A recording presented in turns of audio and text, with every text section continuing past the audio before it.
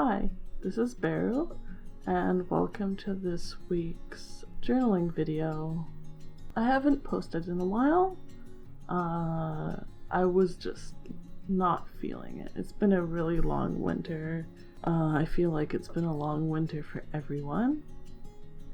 But yeah, let's just get started here. This week's theme is going to be figuring out my personal aesthetic. I do this every few years, I think. I take a look at what I have in my wardrobe, the outfits I've been wearing most often, and I just try to figure out what my current aesthetic is. So I'm just putting these papers down because I want to make a list of what I like various lists, like my favorite colors, my favorite motifs, my favorite designs, the types of clothes I usually wear, just figuring out what my favorite things are, because sometimes if you're not thinking about it, you end up not being aware of what your favorite things actually are. So I'm just putting these little papers down. I like layering my papers because I want my journal to feel like they're papers on a desk. If you have like an aesthetic desk and you just have various different papers and they just look really nice and really romantic stacked up with each other, that's the type of feeling that I try to get from stacking papers in this journal. I like a whole bunch of different contrasting aesthetics, but I always end up sticking to one. I feel like my style used to be in a cycle and it changed every few years, but now my aesthetic just changes based on what events I'm going to or what I'm doing. So right now, because I've been at home for the last year, I've just been really into cottagey, like cottagecore, but also just things that are at home, like things that feel homey, things that I want to be cozy in, because usually when I show at art shows or if I'm showing at zine fairs or whatever, I like to wear brightly colored clothing, like bright 80s style, like Memphis, geometric prints, abstract prints, colors and shapes everywhere, just because it feels like it's kind of a uniform I've made for that person, and it helps me stand out from the crowd. Like if I'm wearing a bright pink shirt, people are going to be more likely to come to my table because I just stand out. It's a beacon of bright pink. I like a lot of previously established aesthetics, but of course not everything from a previously established aesthetic is going to fit you. What you wear personally can fit under an umbrella. I can say that my outfits are cottagecore, and they are because they fit under the mantle of cottagecore. But that doesn't mean everything I wear is going to be cottagecore, because there's a lot of dresses with like a tight waist or more fitted clothing, or even like normal trendy clothing that just happens to have a bit of lace or ruffle on it or is earth tone, that's called cottagecore. And I don't wear those sorts of things. Here I'm writing my personal aesthetic. There's always lists of like, these things are for this aesthetic, or people who fit this aesthetic like these things. And it's time to write. So the first thing I'm going to write about is my favorite motifs. My favorite motifs are just bears, especially, like, my name is Beryl, so obviously I like bears. Bears are very important to me. We're gonna write down all the things I like. I like bows and ribbons and woodland creatures and spring flowers. I really like both spring and autumn, just because I guess after winter you always want the warm days to come back, and then after summer it's like, please, can it be cold again? Please please, it's too hot, I am melting. But yeah, my favorite temperatures are like the spring and autumn temperatures when it's like 15 degrees Celsius. I feel like 15 degrees Celsius is my favorite temperature. I don't know what that is in Fahrenheit, and I'm not going to look it up. I'm sorry. Now I'm listing my favorite colors. I'm trying to just be very specific with this. When you're not specific, you end up with colors that you don't like. Like, I like yellowy green, but what if someone got me like a dark yellowy green? I feel like I should have written spring green for that, but I didn't. But spring green is the color I mean. Having favorite patterns is also important.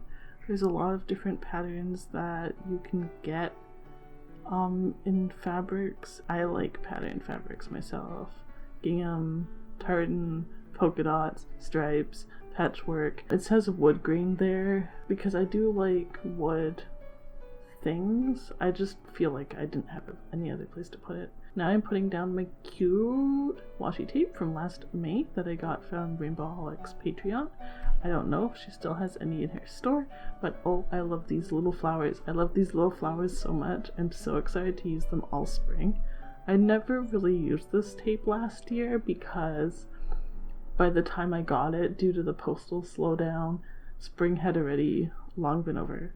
But I am excited for the next few months of using this washi tape everywhere. I love it so much. So now I'm going to write down my favorite styles. When you're deciding what your personal style is, it's obviously important to look at other existing styles and figure out what you like from those styles and what you don't like from those styles. If you're like, oh, I really like 90s fashion, do you mean like the low-waist jeans and crop tops and thong straps sticking out? Or do you mean like prairie dresses? Or do you mean like giant oversized holey sweaters with big baggy jeans, like grunge style? There's a lot of different styles in each time period, so you have to make sure that you're specific about what you mean when you like a certain style. If I was making my personal aesthetic into like an aesthetic, then instead of favorite styles, it would say like related styles, but it doesn't say that because this is about me and my favorite things and what I like, and it shouldn't really be the same as anyone else. It's just for you. When something hits your aesthetic exactly, and it's like only your aesthetic, it's so nice. And this hits the spot.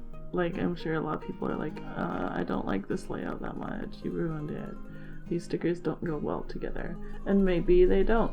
Maybe these stickers don't go well together. Maybe you wouldn't have chosen to put the cute tulip washi tape, or maybe you would have chosen not to put the cute fox sticker, but I chose that because I think they're cute, and it's my journal, so I can do what I want, because it's my aesthetic. It's not anyone else's aesthetic, it's mine. So now, let's start writing.